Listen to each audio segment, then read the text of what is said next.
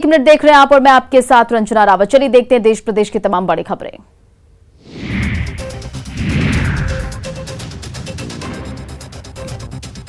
सिलसिला जारी है। सहरसा पुलिस ने शराब से जुड़े माफिया पर बड़ी कार्रवाई की है। तकरीबन 1500 लीटर शराब की खेप एक पिकअप वैन से जब्त की गई। पुलिस ने मामले में 3 शराब कारोबारियों को गिरफ्तार किया है। शराब की ये बड़ी खेप सदर थाना के कहरा कुटी इलाके से जब्त की गई है। क्योंकि पंचायत चुनाव आ गए हैं तो चाहे हथियार की बरामदगी हो या फिर शराब की बरामदगी हो और भी जो अन्य नशीले पदार्थ होते हैं या फिर जो भी इस तरीके की मतलब या फिर इलीगल कैश है या जो भी है, तो उसमें हम लोग अभी प्राथमिकता चला करके इन लोगों की कार्रवाई की जाएगी। दरअसल बिहार में पंचायत चुनाव को लेकर प्रशासन शराब के साथ ही कैश और दूसरी आपत्तिजनक सामानों की तस्करी पर नजर बनाए हुए है। इसे लेकर लगातार कार्रवाई भी की जा रही है और इसी कड़ी में सहरसा में शराब की ये खेप जब्त की गई है। प्रशासन का मानना है कि पंचायत चुनाव को लेकर प्रलोभन के चलते ऐसी चीजों की तस्करी की जाती है जिस पर नकेल कसा जा रहा है। पटना के पीएमसीएच की मेडिकल के छात्रों ने हंगामा किया है। छात्रों ने ओपीडी सेवा को बाधित कर दिया है। 2019 एमबीबीएस के छात्रों के रिजल्ट में गड़बड़ी का आरोप लगाते हुए मेडिकल छात्र हंगामा कर रहे हैं। मेडिकल छात्रों का आरोप है कि कॉपियों का सही से मूल्यांकन नहीं हुआ और कई बार कहने के बावजूद कोई कार्रवाई नहीं की गई, तो उन्होंने आंदोलन का रास्ता अपनाया है। क्या हुआ इसमें, क्या फॉल्ट है? चेक किया गया है लेकिन मार्क्स नहीं दिया गया है किसी भी में भी। जी नहीं। तो क्या लगता है किस तरीके से मार्किंग की गई? मार्किंग ही नहीं की गई है इसमें, तो किसी डिमांड रखी थी अपनी? डिमांड रखा गया था तो वहाँ से भगा दिया गया हम लोग को। ये कह गया कि आप लोग का डिमांड गलत है, आप लोग का ही गलती है। मेडिकल छात्रों का आरोप है कि उन्हें बेवजह फेल कर दिया गया है। छात्रों ने प्रमाण के तौर पर एग्जामिनेशन की कॉपियां भी दिखाई और साबित किया कि कॉपियों में कई जगह मूल्यांकन के बावजूद मार्क्स नहीं दिए गए। इनका कहना है कि प्रबंधन के नहीं सुने जाने पर मजबूरन आंदोलन पर उतरना पड़ा। बिहार में तेजी से वायरल फीवर का प्रकोप बढ़ता जा रहा है। बच्चों में ज्यादा केस के बाद पटना के अस्पतालों में करीब 80% बेड भर चुके हैं। बात चाहे पीएमसीएच की करें या एनएमसीएच, आईजीआईएमएस या फिर एम्स की, इन अस्पतालों के करीब 80% बेड वायरल मरीजों से भरे हुए हैं। प्रदेश के कई जिलों से गंभीर रूप से बीमार बच्चों को भी पटना लाया जा रहा है और अस्पताल में भर्ती कराया जा रहा है। यहाँ भी बहुत भीड़ भड़ाका चल रहा है, लेकिन फिर हम आए कैसे कैसे वहाँ से आईजीएमएस होते हुए फिर यहाँ लाए तो यहाँ फिर। बिहार में बच्चे तेजी से बीमारी के संक्रमण से ग्रसित हो रहे हैं। हालांकि स्वास्थ्य सुविधाओं की बेहतरी का दावा जरूर किया जा रहा है, लेकिन बीते 10 दिनों के भीतर जिस रफ्तार से संक्रमण के केस बढ़ रहे हैं, उससे वायरल फीवर का खतरा बढ़ रहा है। जरूरत है लोगों को वायरल फीवर से घबराने की नहीं, संक्रमण से बचने की कोशिश करने की। बीमार पड़ते ही फौरन डॉक्टर के पास जाने की और जरूरत के मुताबिक संक्रमण से बचाव के सुझाव लेने की। बक्सर जिले के सिमरी प्रखंड की अतिरिक्त प्राथमिक स्वास्थ्य केंद्र की हालत बदहाल तो है ही, यहाँ विभाग की बड़ी लापरवाही का भी आलम देखने को मिल रहा है। स्वास्थ्य विभाग ने जब इसे हेल्थ एंड वेलनेस सेंटर का नाम दिया था तो लोगों को उम्मीद जगी थी कि बेहतर स्वास्थ्य सुविधा मिलेगी, लेकिन आलम यह है कि यहाँ डॉक्टर आते ही नहीं। ऐसे में बिल्ली रानी ने उनकी कुर्सी पर कब्जा जमा लिया है, जिसे लेकर लोगों में आक्रोश देखने को मिल रहा है।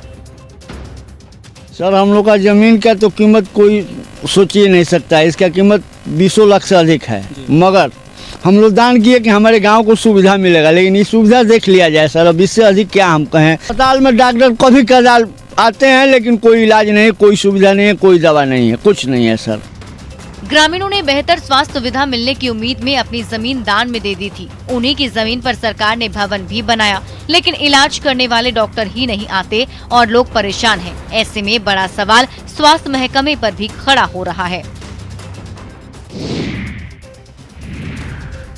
बिहार में भ्रष्टाचार को लेकर कार्रवाई का दावा किया जाता है। भ्रष्ट अफसरों पर नकेल कसने की बात की जाती है, लेकिन इन दावों की पोल पूर्णिया अररिया सीमा पर बने एक पुल की स्थिति देखकर समझी जा सकती है। यह है खाता घाट पुल, जिसे 2016 में करीब 4 करोड़ की लागत से बनाया गया था, लेकिन विभागीय लापरवाही का आलम यह है कि अगले ही साल 2017 में 117 मीटर लंबा ये पुल क्षतिग्रस्त हो गया। पुल का पाया धंस जाने के चलते पुल बीच से ही धंस गया। वाहनों के परिचालन पर तो रोक लगा दी गई, लेकिन सवाल विभाग पर खड़े होते रहे। संवेदक ने एज पर एस्टीमेट काम नहीं कराया है। 2017 के बार को इन बेईमानों ने बहाना बनाया है। खाता घाट में परमान नदी पर बना ये पुल पूर्णिया से अररिया के जोकीहाट को जोड़ता है। पुल के क्षतिग्रस्त होने के कारण ये महत्वपूर्ण मार्ग बंद हो गया है। खराब गुणवत्ता के चलते विभागीय इंजीनियर और संवेदकों पर कार्रवाई नहीं होने से लोगों के साथ ही स्थानीय विधायक भी नाराज हैं।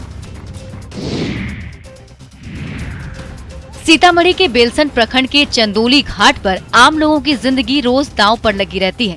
तकरीबन 7 साल पहले यहाँ करोड़ों की लागत से पुल निर्माण का काम शुरू कराया गया था, लेकिन पुल निर्माण निगम के लापरवाही के चलते काम की रफ्तार इतनी धीमी है कि पिछले 1 साल से निर्माण कार्य पूरी तरह से ठप है।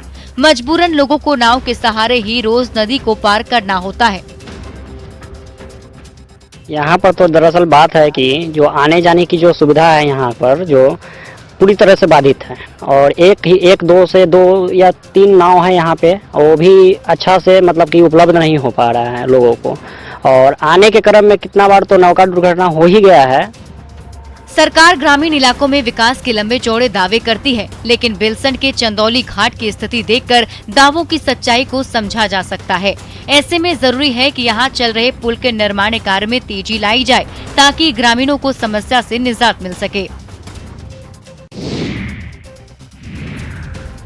नालंदा के राजगीर अनुमंडल क्षेत्र के राजगीर प्रखंड के बेलदारी गांव में इन दिनों पानी की घोर किल्लत से सैकड़ों ग्रामीण परेशान हैं।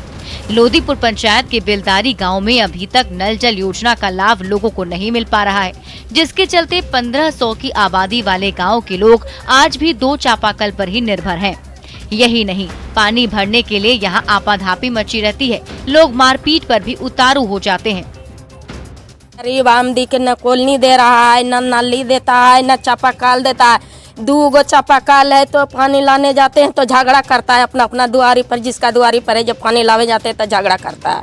तो हमको चाहिए नल बना है तो नल में पानी नहीं उधर जाता है, गड्ढा छोड़ दिया इसमें है। ग्रामीणों का आरोप है कि पास के ही दूसरे गांव में लोगों को नल जल योजना का लाभ मिल रहा है, शुद्ध पानी लोगों तक पहुंच रही है, लेकिन बेलदारी गांव के लोग चापाकल के साथ ही नदी के जल के भरोसे ही जीने को मजबूर हैं, जिससे लोगों को काफी कष्ट भी झेलना पड़ रहा है। बिहार सरकार केला किसानों के दर्द को कम करने के लिए अपने कदम बढ़ा चुकी है। यास तूफान और प्री मानसून बारिश से केला किसानों को हुए नुकसान की भरपाई के लिए राज्य सरकार 100 करोड़ रुपए क्षतिपूर्ति के तौर पर किसानों के बीच बांटने जा रही है। वैसे किसानों का कहना है कि नुकसान इससे कहीं अधिक का हुआ है। वैशाली जिले के ज्यादातर किसान केले की खेती से ही अपना गुजारा चलाते हैं। केले की अच्छी पैदावार होती है तो ये किसान हर्षोल्लास के साथ होली, दशहरा, ईद और दीपावली मनाते हैं, लेकिन अगर नुकसान हो तो फिर कर्ज के बोझ तले दब जाते हैं। तो केले का काफी नुकसान, काफी क्षति हुई थी, उसका आकलन हम लोगों ने कर लिया है और उसकी भरपाई हम लोग करने की कोशिश कर रहे हैं। वैशाली के कई किसानों ने कर्ज लेकर हजारों एकड़ में केले की खेती की थी, लेकिन प्री मानसून और यास तूफान से इनकी सारी फसल नष्ट हो गई। किसानों की मांग है कि सरकार पर्याप्त मदद करे जिससे कि उनके नुकसान की भरपाई हो सके। गोपालगंज में एक लाचार बुजुर्ग और बेबस पिता अपने बेटों से परेशान हैं। अपनों से मिले जख्म के चलते दर दर की ठोकरें खाने को मजबूर हैं। इस बुजुर्ग पिता की शिकायत है कि उनके बेटे और बहुओं ने मिलकर उन्हें घर से बाहर कर दिया। आए दिन उनके साथ मारपीट की जाती है। अब मस्जिद के पास अहमद अंसारी नसीरुद्दीन नाम के इस बुजुर्ग पीड़ित ने शरण ले रखी है। अपने बेटे बहू पर आरोप लगाते हुए ये कहते हैं कि अपने जीवन के ज्यादातर वक्त इन्होंने विदेशों में रहकर मजदूरी की और पैसे भी कमाए, लेकिन आज उन्हीं जमा किए पैसों को लेकर इनके बेटे इनके साथ मारपीट करते हैं। पीड़ित बुजुर्ग गोपालगंज के उचका गांव थाना क्षेत्र के सतकोटवा साखे गांव के रहने वाले हैं, लेकिन पैसों की खातिर उनके बेटे हैवान बन चुके हैं। थक हार कर उन्होंने एसपी कार्यालय जाकर न्याय की गुहार लगाई। जो बेटा बुढ़ापे की लाठी माना जाता है, वही बेटा अपने पिता पर हाथ उठाता है। ऐसे हैवान संतानों से तो निसंतान होना ही अच्छा है।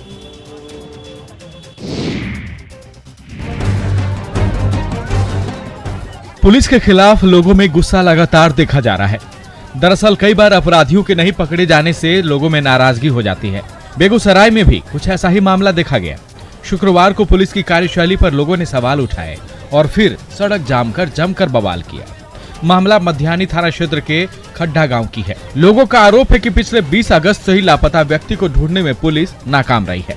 एक दिन पहले जब गायब शख्स की साइकिल और चप्पल बरामद की गई, तब भी पुलिस ने तत्परता नहीं दिखाई, जबकि वहां से इंसान का नरमुंड भी मिला है। गांव वालों को आशंका है कि हरेराम का पहले अपहरण किया गया और फिर उसकी हत्या कर दी गई। मटिहानी पथ को जाम कर रहे लोगों को समझाने पहुंची पुलिस को आक्रोश का सामना करना पड़ा। हालांकि बाद में स्थानीय लोगों की मदद से लोगों को शांत कराया गया। हाल के दिनों में बेगूसराय में अपराध का ग्राफ बढ़ा है। ऐसे में अनुसंधान में तेजी लाने की जरूरत है ताकि पुलिस पर लोगों का इकबाल कायम रहे।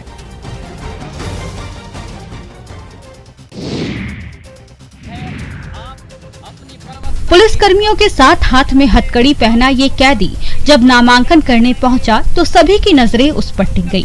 दरअसल खगड़िया के मंडल कारा में बंद कैदी ने कोर्ट से जिला परिषद चुनाव में नॉमिनेशन करने की अनुमति मांगी, जिसके बाद कोर्ट ने कैदी की अपील पर उसे नामांकन दाखिल करने की इजाजत दी। इजाजत मिलने के बाद हाथ में हथकड़ी पहने कैदी जयप्रकाश नारायण यादव ने पुलिस की सुरक्षा में गोगरी अनुमंडल परिसर पहुंचा और वहां पहुंचकर जिला परिषद क्षेत्र संख्या 18 से नामांकन दाखिल किया, जिसके बाद उसके समर्थकों ने फूल माला पहनाकर स्वागत किया। बचपन से हमने निछछ दुद्धा दास की तरह अपनी राजनीति की कैरियर का शुरुआत किया है, अपितु हमें जो फंसाया गया है। नामांकन दाखिल करने के बाद जाते समय जयप्रकाश नारायण यादव ने खुद को विरोधी पार्टी द्वारा साजिश के तहत फंसाने की बात कही।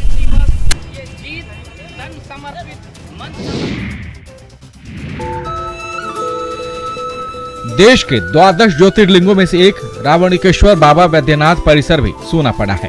श्रद्धालुओं का परिसर में जाना मना है और सिर्फ कुछ पुजारी मिल बैठकर पूजा पाठ कर रहे हैं, लेकिन इसका असर सिर्फ मंदिर पर ही नहीं, आसपास के पर्यटन स्थलों पर भी देखा जा रहा है। वहां के पुजारियों के मुताबिक मंदिर के विभिन्न कामों से जुड़े 5000 लोगों का व्यवसाय प्रभावित हो रहा है। शहर के बीचों बीच स्थित मनोरम पर्यटक स्थल नंदन पहाड़ भी इससे अछूता नहीं रहा है। नंदन पहाड़ की सबसे बड़ी खासियत ये है कि यह शहर के नजदीक और मनोरम स्थल होने के साथ साथ एक आस्था का केंद्र भी है, लिहाजा श्रद्धालु और पर्यटक दोनों आते जाते हैं। कोरोना काल में काफी समय तक इन पर्यटक स्थलों को बंद रखा गया।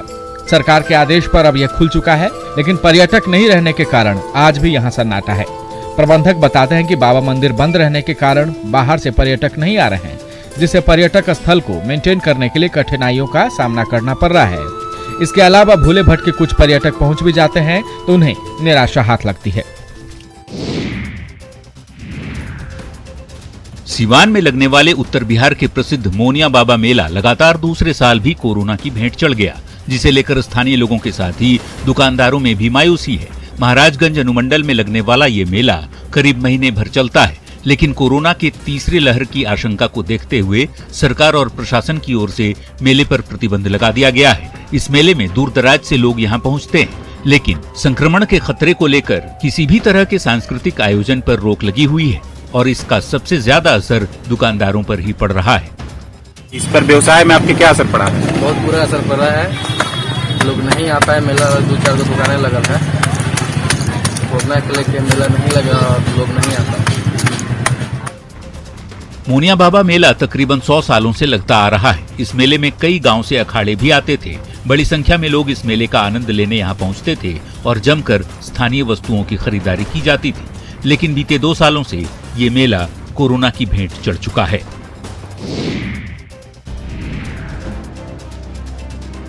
पूरे देश में विद्युतीकरण पर जोर दिया जा रहा है। जाहिर है वैसे इलाकों में भी बिजली पहुंची है जहां लोग सोचते भी नहीं थे, लेकिन कई जगह बिजली पहुंचाने के नाम पर खानापूर्ति की गई है। झारखंड के पलामू में भी कुछ ऐसा ही हुआ है, जहां मेदिनीनगर शहर के कई इलाकों में बिजली के तार तान दिए गए हैं, लेकिन ये तार जमीन से इतने नजदीक हैं कि किसी भी व्यक्ति का सर तार की चपेट में आ सकता है। गायत्री नगर के लोगों के द्वारा कई बार इसकी शिकायत बिजली विभाग से की गई, लेकिन अब तक कोई समाधान नहीं निकला है। पूरे इलाके में तार जमीन के पास लटकती दिख रही है। कुछ दिन पहले ही तार की चपेट में आने से एक ट्रैक्टर जलकर खाक हो चुका है।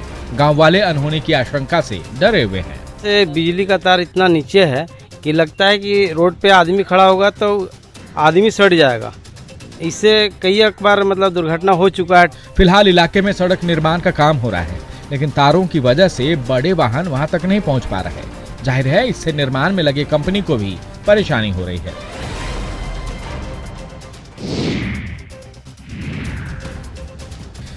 मरीजों की बेहतरी के लिए नीतीश सरकार लगातार प्रयास कर रही है। इसे लेकर अस्पतालों को संसाधन उपलब्ध कराए जा रहे हैं, लेकिन प्रबंधन की लापरवाही सरकार के प्रयासों को पलीता लगा रही है। आरा सदर अस्पताल से हैरान कर देने वाली तस्वीरें सामने आई है, जहां एक बीमार बुजुर्ग महिला को उसके परिजन स्ट्रेचर नहीं मिलने से प्लास्टिक के बोरे में लेकर इलाज के लिए भटकते देखे गए। स्वास्थ्य व्यवस्था पर सवाल खड़ा कर रही ये तस्वीर अस्पताल के इमरजेंसी वार्ड की है। तरारी प्रखंड के दनवारा बेहटा से ब्रेन हेमरेज से पीड़ित 80 साल की बुजुर्ग को लेकर परिजन अस्पताल पहुंचे थे, लेकिन स्ट्रेचर नहीं मिलने से अस्पताल परिसर में भटकते रहे, लेकिन कोई मदद करने वाला नहीं था। ऐसे में कहीं से परिजनों ने एक बोरे का इंतजाम किया और फिर दूसरे भवन में मौजूद स्कैन सेंटर लेकर पहुंचे। नहीं मिला बहुत देर से खोज रहे थे, नहीं मिला, मजबूरन उठाना के लिए जाना पड़ा। किसी से पूछे थे अभी कैसे? हाँ सर, बहुत लोग स्टाफ से अंदर पूछे। सदर अस्पताल के मैनेजर घटना सामने आने के बाद सफाई देते नजर आए, लेकिन सवाल है कि क्या सफाई से मरीजों को सुविधा मिल जाएगी? 14 सितंबर को हिंदी दिवस मनाया जाता है। हिंदी हमारी मातृभाषा है और ये हमारी जिम्मेदारी है कि हम हिंदी के प्रति अपने दायित्वों को निभाएं। अपनी मातृभाषा के सम्मान को बढ़ाने के लिए सदैव तैयार रहें। इसी सोच से प्रेरित होकर न्यूज 18 आप सभी के लिए लाया है एक दिलचस्प कॉन्टेस्ट, जिसका नाम है हिंदी के सम्राट। इस कॉन्टेस्ट में भाग लेना बेहद आसान है। आपको 8506018018 नंबर पर सिर्फ एक मिस्ड कॉल करना है और चुने जाने वाले प्रतियोगी को मिलेगा न्यूज 18 की टीम से बात करने का मौका। हम आपको कॉल करेंगे और पूछेंगे हिंदी से जुड़े कई सवाल, और अगर आपने इसका सही जवाब दिया तो आप बन सकते हैं हिंदी के सम्राट। और फिलहाल इस बुलेटिन में इतना ही। बने रहे आप न्यूज 18 बिहार झारखंड के साथ।